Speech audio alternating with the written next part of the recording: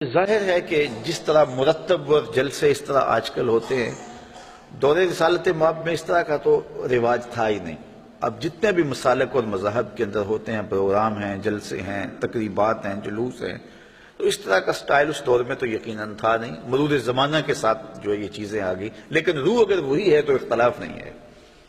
باقی اس عنوان سے بیٹھے ہوں، بات کی ہو، تو یہ صحیح احادیث سے ثابت ہے۔ حضرت امیر معاویہ رضی اللہ تعالیٰ عنہ کی مرویات سے ہے کہ حضور علیہ السلام مسجد نبوی میں تشریف لائے تو صحابہ بیٹھے ہوئے تھے، تو بیٹھ کر کے وہ ان کا باہمی کسی عنوان سے گفتگو کا، جلسے کا سٹائل تھا، بلکہ حدیث کے لفظ ہیں کہ حضور آئے تو فرمایا ما اجلسکم، تم کیوں بیٹھے ہوئے ہو، تمہارے اس جلوس کا، بیٹھنے کا، جلسے کا کیا مقصد ہے؟ تو صحابہ نے جو جواب دیا وہ سننے کے قابل ہے۔ انہوں نے کہا جلسنا نذکر اللہ و نحمدہ علی ما ہدانا للاسلام و من علینا بکا، حضور ہمارے بیٹھنے کا مقصد یہ ہے کہ ہم اللہ کی حمد بول رہے ہیں، اس کی ثنا کر رہے ہیں، اس کا شکریہ ادا کر رہے ہیں اس بات پر کہ اس نے ہمیں ہدایت اسلام دی اور آپ کی صورت میں ہمارے اوپر کرم فرمایا، وَمَنَّ عَلَيْنَا بِكَ، آپ کی صورت میں ہمارے اوپر کرم کیا۔ اور اگر اس کو حضرت حسان بن ثابت کے لہجے میں دیکھنا چاہو تو ان کے لفظ صریح لفظ یہ ہیں مَنَّ عَلَيْنَا رَبُّنَا أَن بَعَثَ فِينَا مُحَمَّدًا صلی اللہ علیہ وسلم، ہمارے رب نے ہمارے اوپر احسان کیا ہے کہ محمد عربی عطا کر دی ہے۔ اور اگر اس کا اردو میں منظوم ترجمہ چاہو تو یہی ترجمہ ہوگا فضل رب العلا اور کیا چاہیے، مل گئے مصطفیٰ اور کیا چاہیے۔ من علینا ربنا ام بعث فینا محمد، تو انہوں نے کہا کہ ہم اس پر اللہ کا شکریہ ادا کر رہے ہیں کہ اللہ نے آپ کی صورت میں ہمارے اوپر احسان کیا ہے۔ جب صحابہ نے یہ بات کہی تو حضور مسکرا کے گزر جاتے،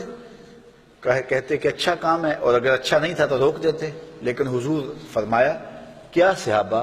تم اس بات پہ قسم اٹھا سکتے ہو کہ اسی لیے بیٹھے ہو؟ تو صحابہ کو حیرت تو ہوئی ہوگی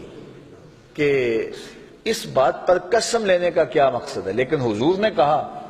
تو انہوں نے برجستہ عرض کی حضور ہم اللہ کی قسم اٹھا کے کہتے ہیں اسی لیے بیٹھے ہو۔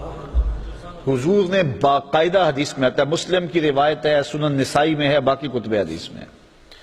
حضور علیہ السلام نے ان سے قسم مانگی مجھے قسم دو کہ تم اسی لیے بیٹھے ہوئے ہو۔ تو صحابہ نے عرض کی حضور ہم اللہ کی قسم اٹھا کے کہتے ہیں ہم اسی لیے بیٹھے ہیں۔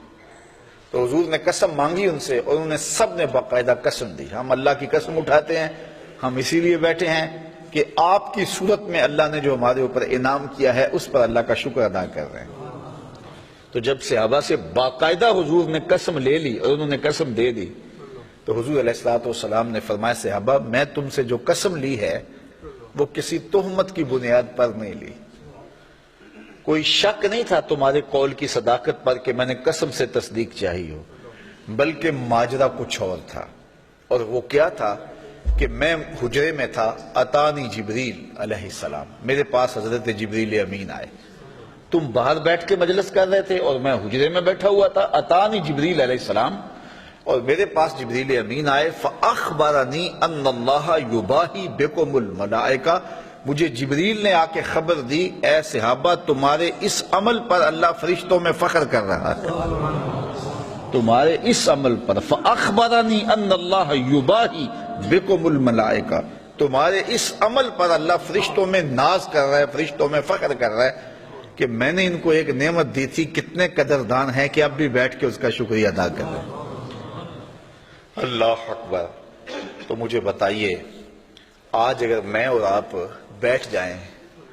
اور جمع ہو جائیں، چلو بیٹھنے کی جگہ پر چراغاں بھی کر لیں،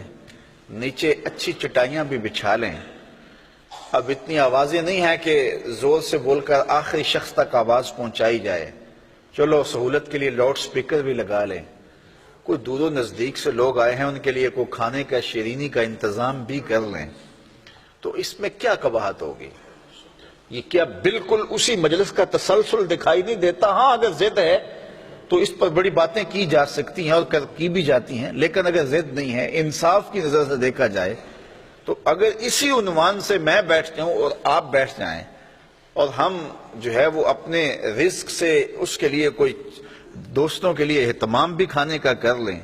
اور حضور علیہ السلام کی سیرت کو عنوان چھیڑ لیں، فضائل و مناقب کی باتیں کر لیں تو اس میں کوئی قباحت نہیں ہوگی۔